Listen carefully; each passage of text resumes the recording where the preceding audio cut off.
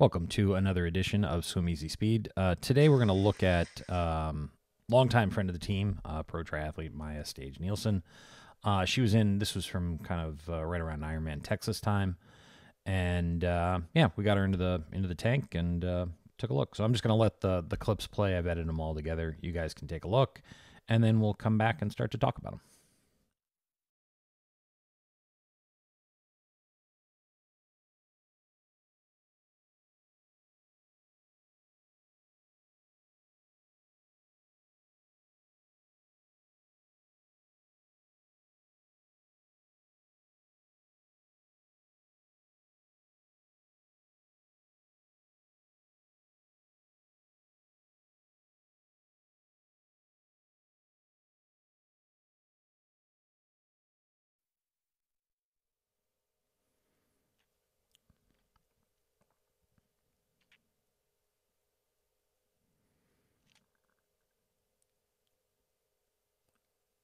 Okay.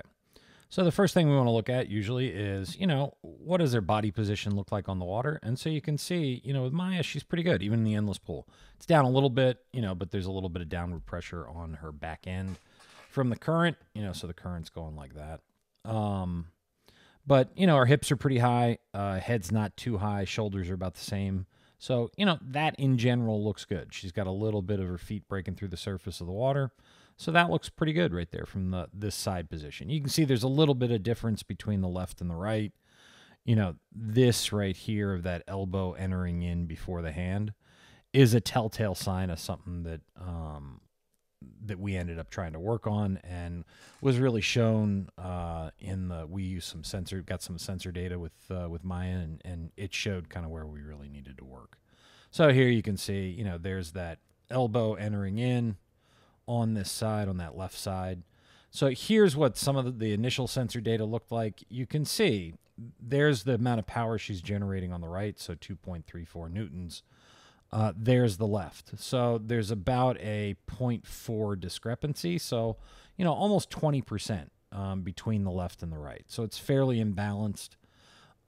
Here you can see where, she's throwing the momentum or the propulsion. Because of the total amount of power she's generating, that's how much is propulsive. The next biggest thing is downward, and I'll show you that kind of as we go along. And then to the right and to the left. So typically what we see is on the right side, the athlete's going to throw, if they're throwing kind of power not straight back, the right will go out to the left will go out to the right. So you can see with her, 10.7% is going out to the right. So that's robbing even more power and propulsion from her left side. So, and we'll go over kind of what that looks like and how it's manifesting in her stroke. So here we go. If we look, what we're looking at as we look underwater. So there's that right there. You can see it's just press down, press down, press down. She didn't really start pulling herself forward till right about there. Now she gets a really good grab on the water, and you can see, all of that armpit's way open, and she's setting herself up for a good, kind of high elbow catch. It just takes a little bit of time to get there. Head position looks really, really good. Chin is up just a little bit. She's looking a little bit forward. What you don't want to look is too forward, and you don't really want to look straight down. So right about there, looks good. All that looks pretty good. Feet are a nice kick. Doesn't look like it's coming apart too much. Now here's something that we could have worked on, but we didn't. I wanted to work on something else, see if we could get at it a different way. So you can see there's a little bit of crossover there, and you can see as we slow it down, kind of that zigzag with her hips where they go out and then they go in. Now, she does a pretty good job of holding a straight line down the middle of her body, but it could be, we could have more balance there. And then it looks like the feet do come apart a little bit. So right there, it's more of a vertical than a typical horizontal. So here we're going to take a look at, and you can see where, she's pulling and losing a little bit of power. So here, typically we want to see that about 100 to 110 degrees. She's at 96, so it's pretty closed. she's probably basically right on the midline in terms of where that hand is. You know, you'd prefer to see kind of the hand maybe pointed more towards the bottom. That'll give you some feedback on where your hand is in relation to your midline, which can be a really good cue to go by. And then what we'd see if that happened is this would move out a little bit more, and then this angle right here would open up, which would give her a little bit more power on the water. Now, you can see where, so here with the left, so here we go. You can see the hand is kind of, at the start, is pointing over there. Then as we move through, so right there's a hand, again, it's kind of pointing that way. And then as we come back, you know, she's sweeping out. There the hand is pointing again that way instead of just pointing straight back towards the wall, which is what we want. We want to just have this pointed straight back to the wall for as long as we can through the pole. So here you can see on the right, you know, where it's going to the left. So you can see right there, as she sets that catch, she does a pretty good job, but then it's rotating, really rotating where it's kind of going that direction. And then she turns the hand out right there, and then it's propulsive again. So that's some of the stuff that we want to work on. But the one thing we want to do is give her a feeling of, you know, which side was pulling harder than the other. And the best way to do that is just to do some one arm kind of drill. So you put your arm at your side, you rotate through as if the other arm is swimming, and then you do a 25 of just the right, and then you do a 25 of just the left.